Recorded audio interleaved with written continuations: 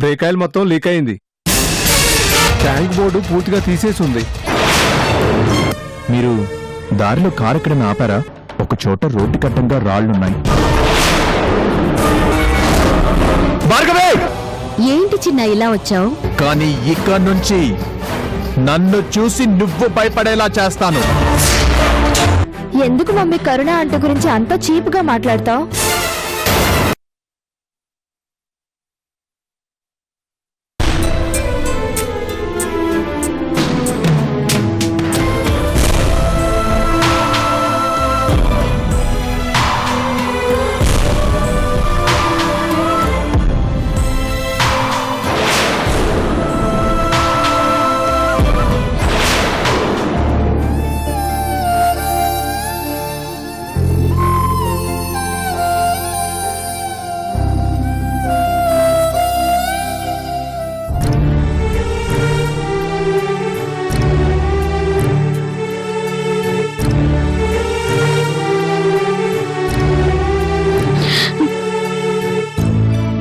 చందు, ఊరుకోమ్మా.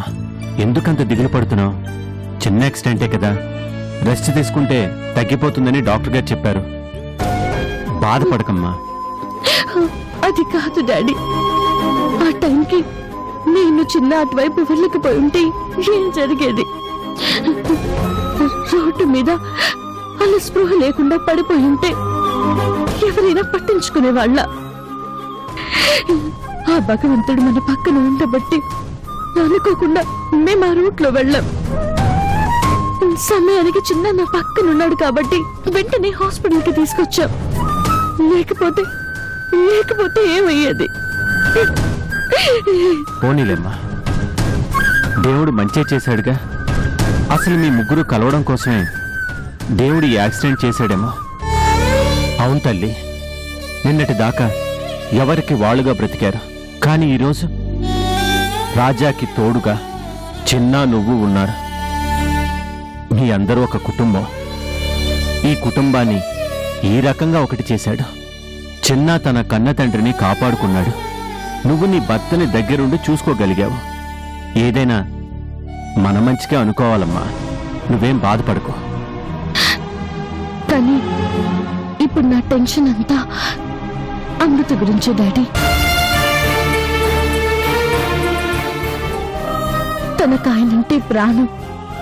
పైకి ఎంత అరిచినా గొడవ చేసినా ఆయనంటే చాలా ప్రేమ. ఇప్పుడు ఈ యాక్సిడెంట్ గురించి తెలిస్తే అమృత చాలా భయపడిపోతుంది డాడీ. నిజమేనమ్మా. ఇప్పటికే ఆయన తనకి దూరం అయిపోతున్నారని కుమిలిపోతుంది. ఈ సమయంలో యాక్సిడెంట్ జరిగిందని తెలిస్తే ఎలా తట్టుకుంటుందో ఏంటో. అసలు ఎందుకమ్మా అమృత చెప్పాలి? ఇదేమి పెద్ద మేజర్ యాక్సిడెంట్ ఏం కాదుగా. ఇప్పుడు లేనిపోనివన్నీ తన చెప్పి ఇబ్బంది పెట్టే బదులు ఏమీ చెప్పకుండా ఉంటే సరిపోతుంది కదా. చెప్పకుండా దాచగలమా డాడీ?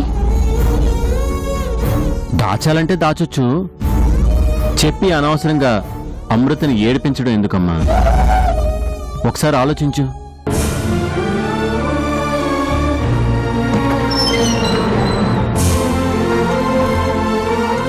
చందు, రాజాని డిశ్చార్జ్ చేస్తున్నాను. ఇంటికి తీసుకెళ్ళొచ్చమ్మా. చాలా థ్యాంక్స్ ఆంటీ. భలేదానివమ్మా. దీనికి థ్యాంక్స్ ఎందుకు? వెళ్ళి రాజాని కలిసి మాట్లాడండి. ఈలోగా డిశ్చార్జ్ సమ్మరీ రెడీ చేసి పంపిస్తాను. వెళ్ళండి. అమ్మ చందు, పద.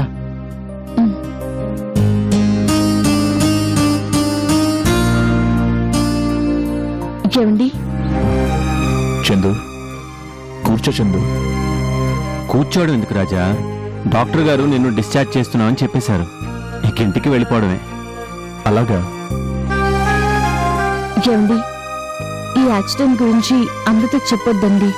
అనవసరంగా కంగారు పడుతుంది.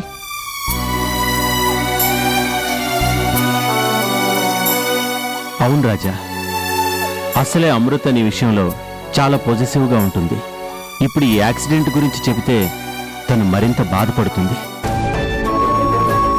తనకి చెప్పకుండా మనం అందరం హాస్పిటల్లో చేర్చామని తెలిస్తే ఇంకేమనుకుంటుందో ఏంటో.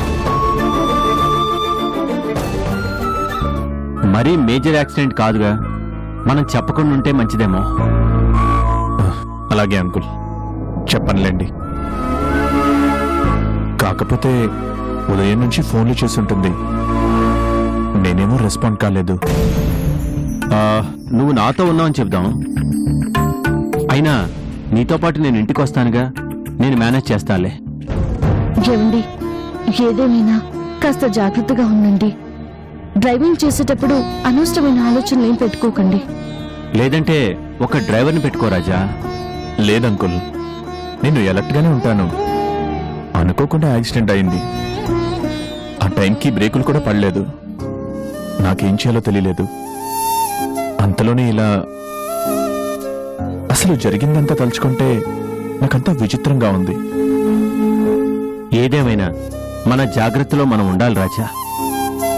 ఒకవైపు బిజినెస్ వ్యవహారాలు, మరోవైపు అమృతతో గొడవలు, ఇంకొక వైపు ఆ భార్గవితో తలనొప్పులు. మనసుని కాస్త ప్రశాంతంగా ఉంచుకోవడం అలవాటు చేసుకోవాలి. సార్, డాక్టర్ గారు మిమ్మల్ని డిశ్చార్జ్ చేశామని చెప్పమన్నారు, మీరు వెళ్ళిపోవచ్చు. పదరాజ వెళ్దాం.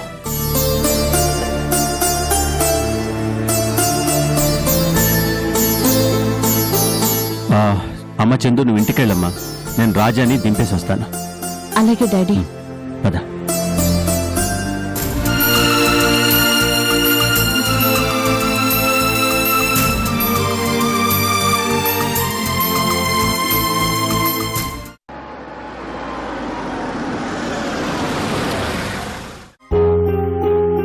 రాజా, జాగ్రత్త. అమృతకు అనుమానం రానీయకు. పాపం అమాయకురాలు. నీకేదైనా జరిగింది అని తెలిస్తే అస్సలు తట్టుకోలేదు. అలాగే అంకుల్. పద.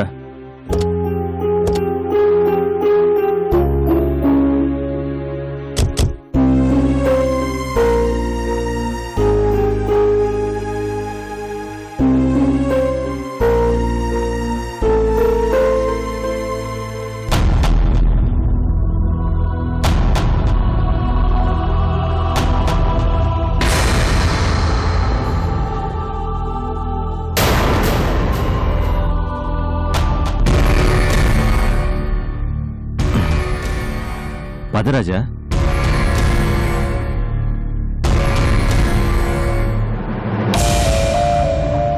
ఎక్కడికి వెళ్లారు? ఉదయం నుండి మీ గురించి ఎంతమంది ఫోన్ ట్రై చేస్తున్నారో తెలుసా? మూర్తి గారు, నేను ఎన్నిసార్లు మీకు ఫోన్ ట్రై చేశామో తెలుసా? అసలు ఎవరికి అందుబాటులో లేకుండా ఎక్కడికి వెళ్లారు?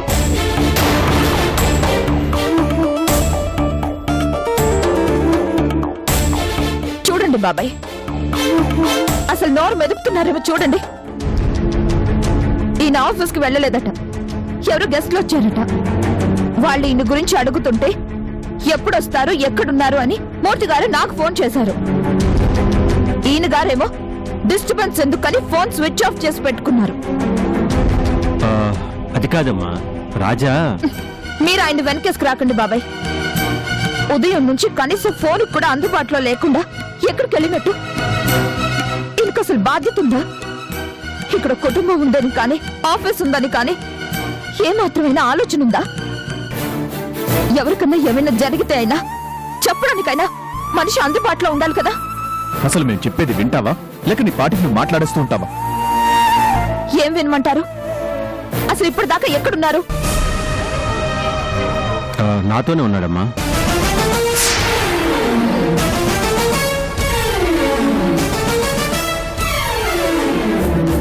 అవునమ్మా, నాతోనే ఉన్నాడు. నాకు రాజా సాయం అవసరమయ్యి బిజినెస్ పని మీద ఒక చోటికి వెళ్లాల్సి వచ్చింది. అందుకే నాతో పాటు తీసుకువెళ్లాల్సి వచ్చింది. మరి ఫోన్ ఎందుకు స్విచ్ ఆఫ్ చేశారు? కాన్ఫరెన్స్ ఉన్నప్పుడు సెల్ స్విచ్ ఆఫ్ చేయాలమ్మా. ఆ తర్వాత ఆన్ చేయడం మర్చిపోయాడు. నీకు చెప్పి తీసుకువెళ్ళకపోవడం నాదే తప్పమ్మా. కానీ చాలా అవసరమయ్యి హడావడిగా వెళ్లాల్సి వచ్చింది. నాకు చెప్పమని నేను అడగడం లేదు బాబాయ్, కానీ ఎక్కడో ఒక చోట చిన్న కమ్యూనికేషన్ అయినా ఉండాలి కదా. కనీసం రాగానే అయినా చెప్పాలి కదా. నేను చెప్పే అవకాశం నువ్వెక్కడిచ్చావు? వచ్చి రాగానే నా మీద విరుచుకు పడిపోతుంటే ఇంకేం చెప్పాలి? మనసులో ఏదో పెట్టుకొని పైకి ఇంకేదో మాట్లాడితే నేనేం చెప్పినా నీకు అర్థం కాదు అమృత. ముందు నీ మైండ్ నువ్వు సరిగ్గా పెట్టుకుంటే ఏ ప్రాబ్లమూ ఉండదు. కనీసం ఎదుటి వాళ్ళు చెప్పేదైనా అర్థమవుతుంది. నేను ఏం చెప్పినా నీకు అబద్ధం అనిపిస్తుంటే ఇక నన్ను అడగడం అనవసరం, నేను నీకు చెప్పడం అనవసరం. మూర్తి గారికి నేను ఏదో ఒకటి సర్ది చెప్పుకోగలనేమో గానీ నీకు చెప్పడం మాత్రం చాలా కష్టం. రాజా, ఈ విషయాన్ని ఇంతటితో వదిలేసేయండి. వెళ్ళు, రెస్ట్ తీసుకో.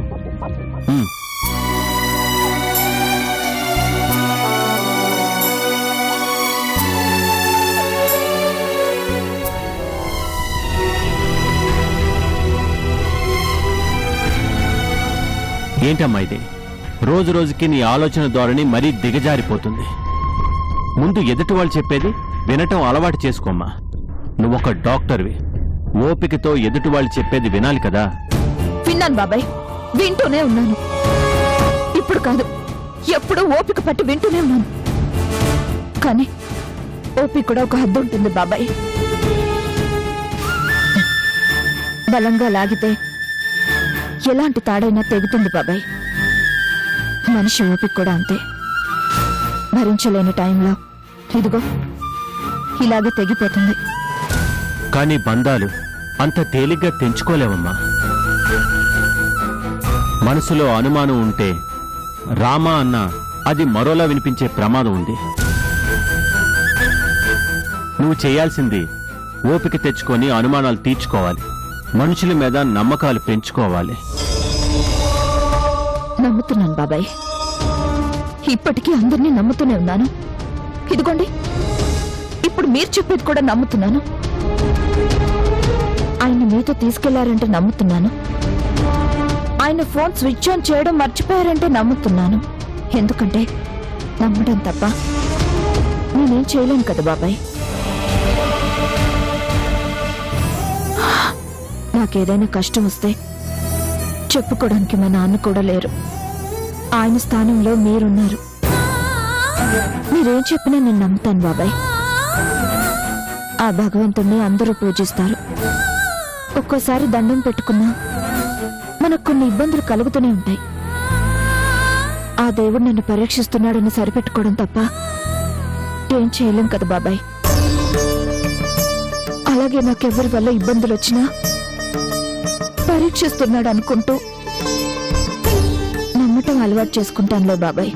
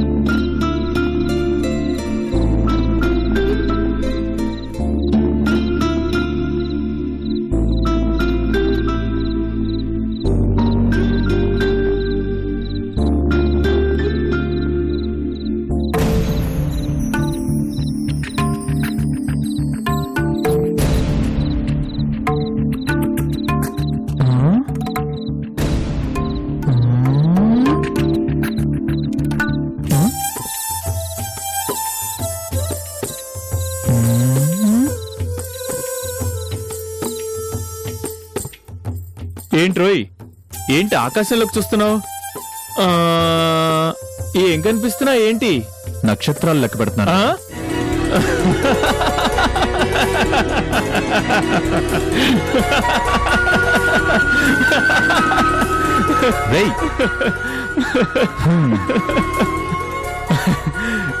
ఏంట్రా నక్షత్రాలు లెక్క పెడుతున్నావా? ఎన్నున్నాయి చెప్పు బాబు. 10,80,414. చా, నిజంగా? డౌట్ అనుకుంటే నువ్వే లెక్క పెట్టుకోరా. అబ్బా, దెబ్బ కొట్టేవరా.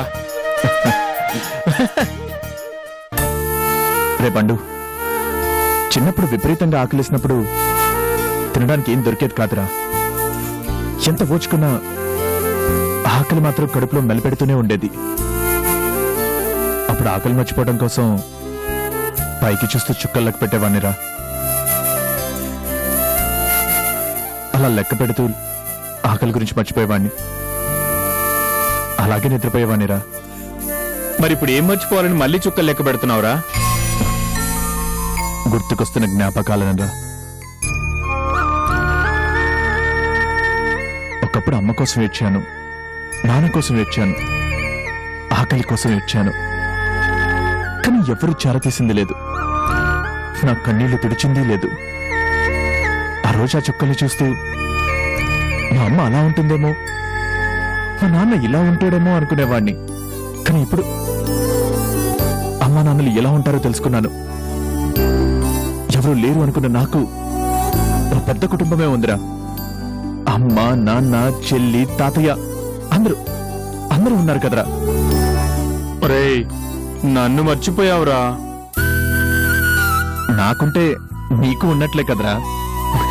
సరదాగా అన్నాలేరా. అమ్మా నాన్నలున్నారు అన్న ఆనందంతో పాటు నేను పోగొట్టుకున్న పసితనం కూడా గుర్తుకొస్తుందిరా. అమ్మ గోరు ముద్దల రుచి తెలీదు, నాన్న దగ్గర చేసే గారం తెలీదు, చిల్లలతో చేసే అల్లరి తెలీదు, తాత దగ్గర ఆడే ఆటలు తెలీదు.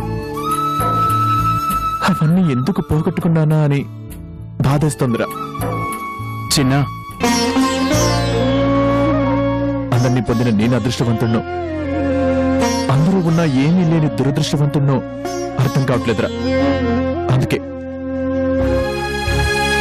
ఆ చుక్కల చాటున్న నా బాల్యాన్ని వెతుక్కుంటున్నాను. ఏంట్రా చిన్న ఇది? అన్నీ తెలిసి నువ్వే ఇలా బాధపడితే ఎలాగరా? మీ అమ్మా నాన్నలు నీకెలా దూరమయ్యారో తెలుసు. నువ్వే కొడుకువని తెలిసినా ఎందుకు బయటపడటం లేదో తెలుసుకున్నావు. నువ్వు మీ అమ్మా నాన్నల బాధను అర్థం చేసుకున్నావు కాబట్టే కదరా దూరంగా ఉంటున్నావు. అన్నీ తెలిసి కూడా మళ్ళీ బాధపడతావేంట్రా? అదేరా జీవితం అంటే. ఎవరికైనా వయసు అయిపోయాక జీవితం అంటే ఏంటో తెలుస్తుంది. మనకి ముందే అర్థమైపోయింది చూసావా. కాని బండు, కార్ యాక్సిడెంట్ అయి నాన్నగారికి ఏదైనా జరుగుంటే నేను మళ్ళీ అనాథనయ్యేవాడిని కదరా.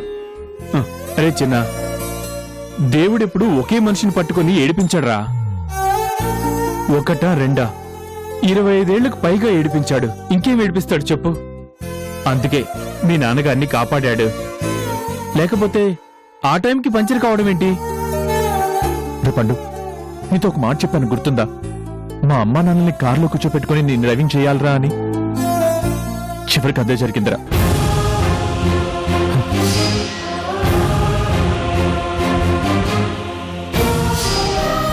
మా అమ్మా నాన్నని వెనకాల ఎక్కించుకుని హాస్పిటల్ తీసుకువెళ్లాల్సి వచ్చింది. నేను అనుకున్న తీరినందుకు ఆనందపడాలా, అలా తీరినందుకు ఏడవాలా? చిన్న, మీ నాన్నను నువ్వు కాపాడుకున్నావని అదృష్టం దక్కిందని సంతోషపడరా, బాధపడకు. అయినా నీకేంట్రా? చక్కగా మీ అమ్మ, నాన్న, తాతయ్యల చేతుల మీదుగా గ్యారేజ్ ఓపెన్ చేశావు. వాళ్ళ కొడుకునని చెప్పుకోలేకపోయినా కొడుకుగానే బ్రతుకుతున్నావు. అంతకంటే ఇంకేం కావాలరా? నిజమేరా, నాకు ఊహ తెలిసిన తర్వాత తొలిసారి నా కర్షాతీతం కల్లారా చూశానురా. ఇదిగోరా, ఈ నెల నేను సంపాదించిన డబ్బు ఎవరిని మోసం చేయలేదు, దొంగ సాక్ష్యాలు చెప్పలేదు, నీతిగా సంపాదించాను. నా కష్టం విలువ నాకు తెలిసేసరికి మా అమ్మ నాన్నలు నాకు దొరికారా. వీడితో పనిచేస్తానురా. ఏం చేస్తావురా? ఓ తమాషా చేసి అందరూ ఆశ్చర్యపోయేలా చేస్తాను చూడు.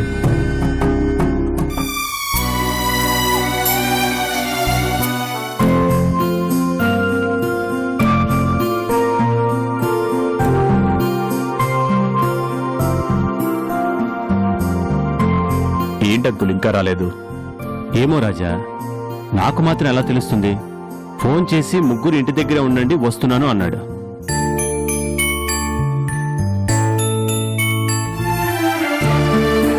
మనవాడు చెప్పింది చేయాలి కదా రాజా. అందుకే వాడేం చెప్పాడో అక్షరాల అదే నీకు చెప్పాను, చందుకి చెప్పాను. ఉన్నట్టుండి ముగ్గురిని ఎందుకు ఇంటి దగ్గర ఉండండి అన్నాడు డాడీ. కొంపతీసి నిజం తెలిసిపోయిందంటారా? ఏం నిజమమ్మా? అదే డాడీ, మేమే వాడికి కన్నవాళ్ళం అనే విషయం ఏదైనా భార్గవి చెప్పిందా అని. అంత మంచి పని భార్గవి ఎప్పుడు చేయాలి? ఒకవేళ తెలిసినా ఏదో ఒక రకంగా మనం వాడికి శత్రువులని చెప్తుందే గాని మనమే వాడి తల్లిదండ్రులు అని అస్సలు చెప్పదు. అదే నిజమేనమ్మా. మంచి చేయడం అంటే భార్గవికి చాలా చిరాకు. అంకుల్, నాకు టైం అవుతుంది, ఆఫీస్కి వెళ్ళాలి, అర్జెంట్ పనుంది. ఏం పనుంది? అవతల వాడేదో ఉండమని చెప్తే పనుందని పరిగెడతారేంటి?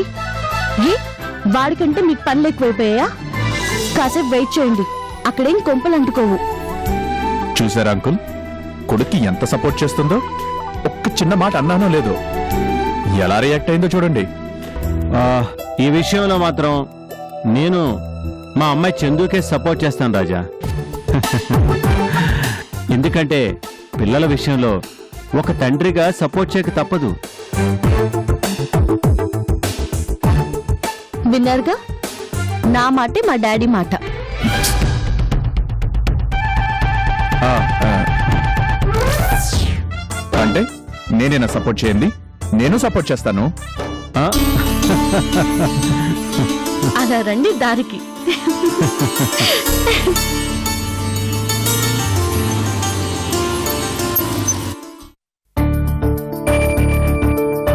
అదిగో మాటల్లోనే వచ్చినట్టున్నాడు. ఇదిగోండి, వాడి ముందు లేట్ అయిందని విసుగుని ప్రదర్శించకండి, మళ్ళీ వాడు బాధపడతాడు. అలాగే తల్లి, నువ్వు చెప్పాక నేను కాదంటానా? తమరు ఏం చెప్తే అలానే చేస్తాను.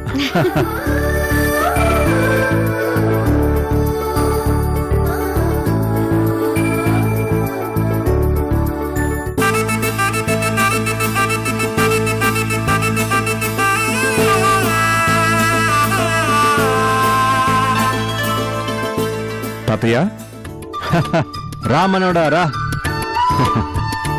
నీ గురించే వెయిట్ చేస్తున్నాం, నువ్వు ఎప్పుడు వస్తావా అని. ఇదిగో వీళ్ళు కూడా ఎదురు చూస్తున్నారా. ఇంతకీ ఎందుకు అందరినీ ఉండమని చెప్పావు? చెప్తా తాతయ్య, చెప్తాను. కొంచెం లేట్ అయింది, ఎవరు ఏమనుకోద్దే. పర్వాలేదులే చిన్న, మాకు ఏం పనులు లేవులే. సరే అయితే తాతయ్య, ఇదిగోండి, ఇది మీకు. అమ్మా, ఇది నీకు.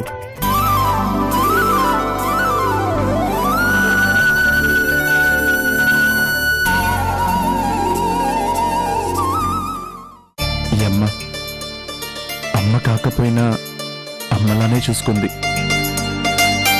బహుశా మా అమ్మన్నా కూడా నన్ను ఇంత బాగా చూసుకోదేమో. చిన్నకి పెళ్లి చేయాలి. తను కోరుకున్న అమ్మాయితో పెళ్లి చేసి తన పిల్ల పాపలతో హాయిగా ఉండేలా చేయాలి. నీకో ముఖ్యమైన విషయం ఒకటి చెప్పాలరా. మన అనుకి మంచి సంబంధం ఒకటి చూశానురా.